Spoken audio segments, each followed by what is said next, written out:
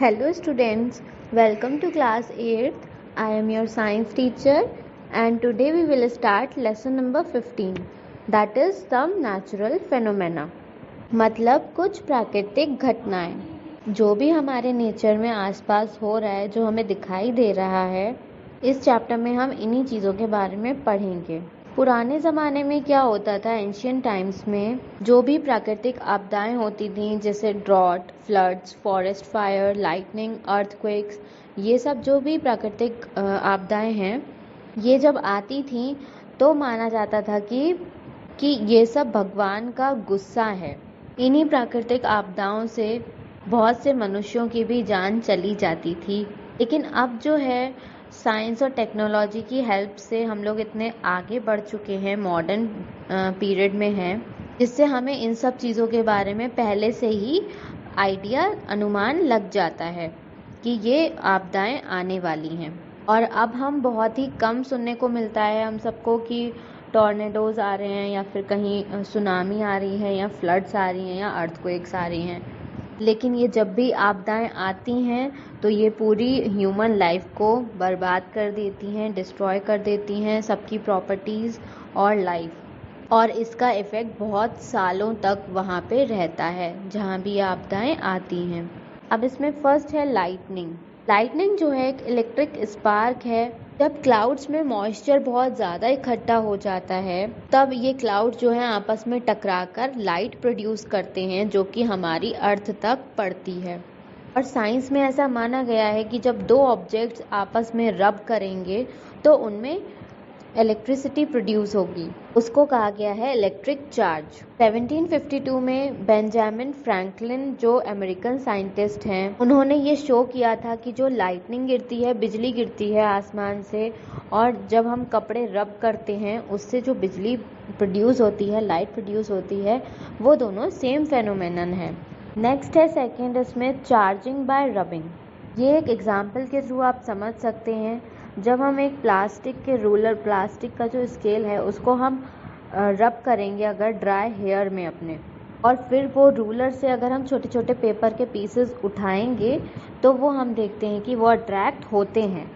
तो इससे पता चलता है कि अगर हम दो चीज़ों को रब करते हैं तो उसमें चार्ज होने लगता है, इलेक्ट्रिसिटी होती है जो कि चीज़ों को एक दूसरे की तरफ खींचती है। और इसमें है जब ग्लास रॉड को हम रब करते हैं सिल्क से, तो ग्लास रॉड को जो है पॉजिटिव चार्ज मिलता है जबकि सिल्क को नेगेटिव चार्ज मिलता है। मतलब ग्लास रॉड एक सिल्क के कपड़े से रब की गई है तो सिल्क की जो चार्ज है, जो इलेक्ट्रिसिटी है, वो ग्लास रॉड में आ गई है, वो है पॉजिटिव, और सिल्क जो है नेगेटिव चार्ज हो गया। ऐसे यहाँ पे थर्ड है, जब हम इबोनाइट रॉड को रब करेंगे वूल से, ऊन से, तो वूल को जो है पॉजिटिव चार्ज मिलेगा और इबोनाइट रॉड जो है नेगेटिव चार्ज होगी। तो ये ग्लास रॉड और इबोनाइट रॉड को रब करेंगे तो ये दो सिचुएशन प्रोड्यूस होती हैं। नेक्स्ट टॉपिक है third, types of charges and there interaction. Charges कितने टाइप्स के होते हैं और उनका इंटरेक्शन क्या होता है। फर्स्ट है like charges repel each other. Like charges जो हैं एक दूसरे से दूर जाते हैं, जबकि सेकेंड अनलाइक चार्जेस जो हैं अट्रैक्ट ईच अदर। जो अनलाइक चार्ज होते हैं वो एक दूसरे को अट्रैक्ट करते हैं, खींचते हैं अपनी तरफ। तो ये दो टाइप के चार्जेस हैं, लाइक चार्ज और अनलाइक चार्ज। ये हम इस एक्टिविटी के थ्रू समझ सकते हैं। इसमें है ये दो बैलून्स दे रखे हैं, इनको हमने अगर एक वुलन क्लॉथ से रब किया है दोनों को अलग अलग, तो ये जो हैं जब हमने सेम क्लॉथ से रब किया है दोनों को, तो ये एक दूसरे की तरफ अट्रैक्ट नहीं होंगे क्योंकि इनमें सेम टाइप का चार्ज है, इसलिए ये एक दूसरे से दूर भाग रहे हैं, रिपेल हो रहे हैं। तो ये कहा जा सकता है like charges repel each other. Second activity में आप देख सकते हैं, हमने ग्लास टम्बलर में पेन की रिफिल को रब करके रखा है, इसको पॉलीथीन से रब किया हुआ है पेन की रिफिल को, और दूसरा जो बलून है उसको हमने उसको हमने मुंह से फुलाया गया है। तो दोनों में अलग अलग टाइप की एनर्जी है, अलग अलग टाइप का चार्ज है। इसलिए ये दोनों एक दूसरे से अट्रैक्ट हो रहे हैं। तो हम कह सकते हैं कि unlike charges attract each other. Next है ट्रांसफ़र ऑफ चार्ज। सिर्फ एक रबिंग से ही हम किसी बॉडी को चार्ज नहीं कर सकते हैं, बल्कि हम किसी बॉडी को ऐसे भी चार्ज कर सकते हैं। अगर हम एक चार्ज्ड बॉडी को टच करवा दें किसी दूसरी बॉडी से तो वो भी चार्ज होने लगती है। तो हमें उसे रब करने की ज़रूरत नहीं है, वो सिर्फ टच करने से ही चार्ज हो जाएगी। ये होता है ट्रांसफ़र ऑफ चार्ज। एक जो बॉडी चार्ज की हुई है उसकी जो एनर्जी है वो दूसरी बॉडी में आ सकती है बिना रब किए। इस डायग्राम में आप देख सकते हैं हमने एक पेपर सिलेंडर को हैंग किया हुआ है थ्रेड से। उसके पास हमने नेगेटिवली चार्ज इमोनाइट रॉड ला के रखी है। हमने उसे लेकिन टच नहीं किया है अभी, लेकिन जो पेपर है वो ऑटोमेटिकली इबोनाइट रॉड से अट्रैक्ट हो रहा है। और जब पेपर और इबोनाइट रॉड एक दूसरे से टच हो गए तब ये दोनों आपस में रिपेल हो गए। जब एक दूसरे से टच हो गए तब ये एक दूसरे से दूर भी हो गए उसी टाइम। जब नेगेटिव इबोनाइट रॉड जो है सिलेंडर से टच हुई तो सिलेंडर में भी उसका नेगेटिव चार्ज आ गया। नेक्स्ट है फिफ्थ पॉइंट, इलेक्ट्रोस्कोप। इलेक्ट्रोस्कोप जो है एक डिवाइस है जिससे हमें पता चलता है कि इस बॉडी में कौन सा चार्ज है, कौन सा इलेक्ट्रिक चार्ज है। जो एक गोल्ड लीफ इलेक्ट्रोस्कोप है यहाँ पे दिखाया गया है इस डायग्राम में, ये ही हमारे पता करता है कि इस बॉडी में कौन सा चार्ज है, पॉजिटिव या नेगेटिव। इसके अंदर जो है 2 थिन स्ट्रिप्स होती हैं, गोल्ड की होती हैं, जो कि एक मेटल की रॉड से अटैच्ड होती हैं और ये जार के अंदर ही होती हैं। और इस जार के माउथ पे इबोनाइट कॉर्क होती है और फिर इसके सबसे टॉप पे होती है ब्रास डिस्क यानी मेटालिक डिस्क। और इस जार के नीचे जो है टिन फॉइल होती है।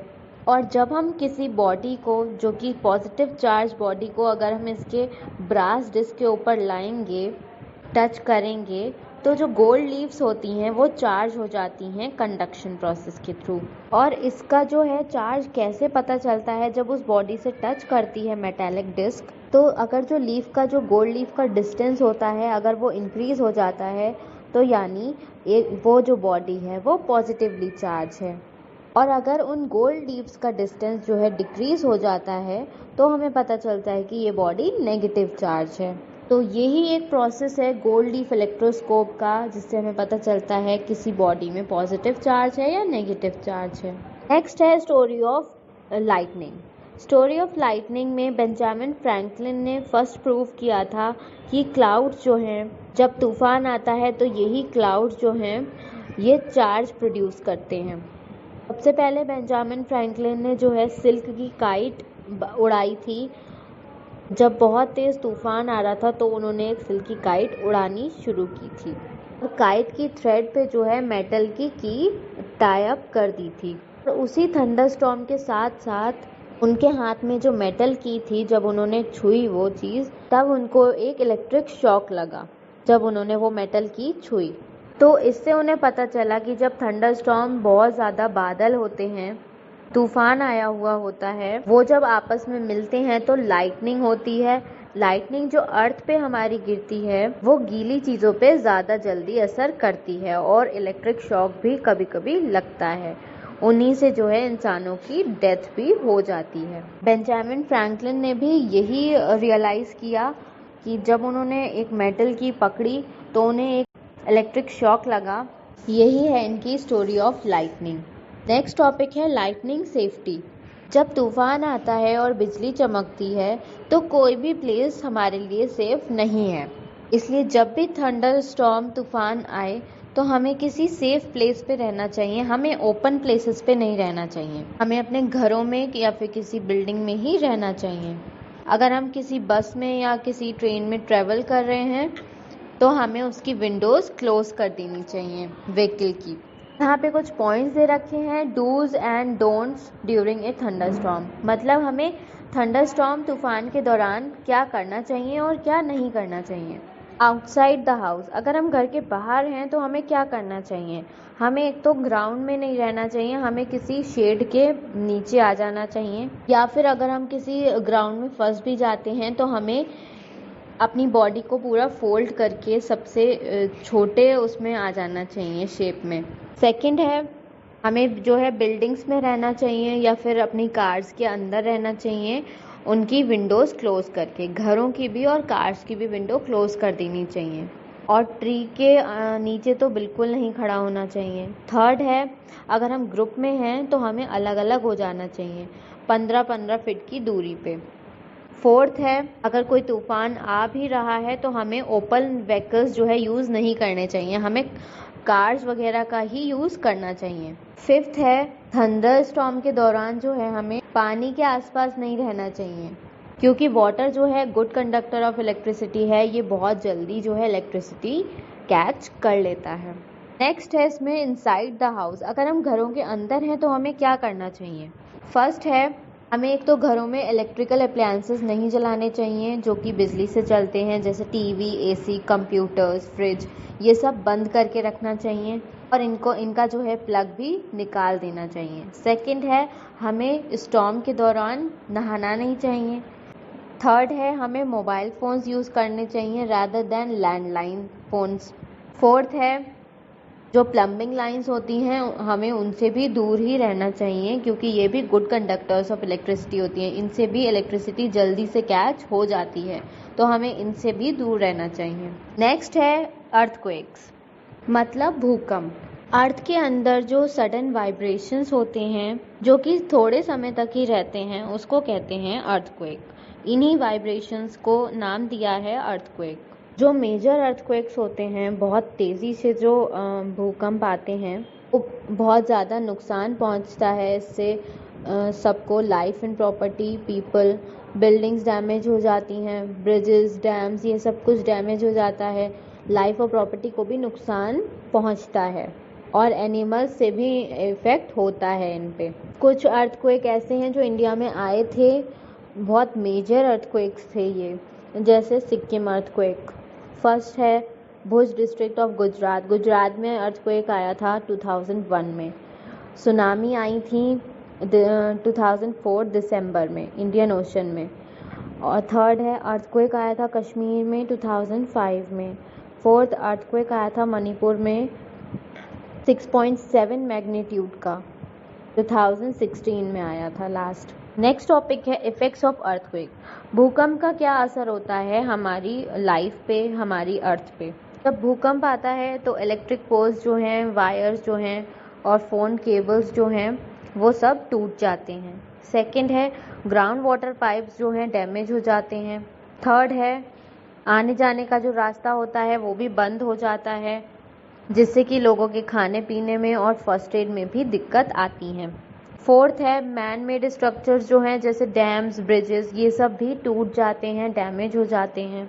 फिफ्थ है it leads to landslides. Landslides मतलब भूकंप से कहीं कहीं जहाँ पे ज़्यादा तेज़ भूकंप आता है वहाँ की ज़मीन जो है स्लाइड हो जाती है, हट जाती है, वहाँ से दरारें पड़ने लगती हैं वहाँ पे। सिक्स्थ है कभी कभी इन सब चीज़ों से फ्लड यानी बाढ़ भी आ जाती है, जो कि सुनामी नाम दिया गया है इंडिया में, जो कि सी के किनारे आती हैं। यहाँ पे आपका चैप्टर फिनिश होता है। नेक्स्ट क्लास में हम इसकी एक्सरसाइजेज एंड क्वेश्चन आंसर्स करेंगे।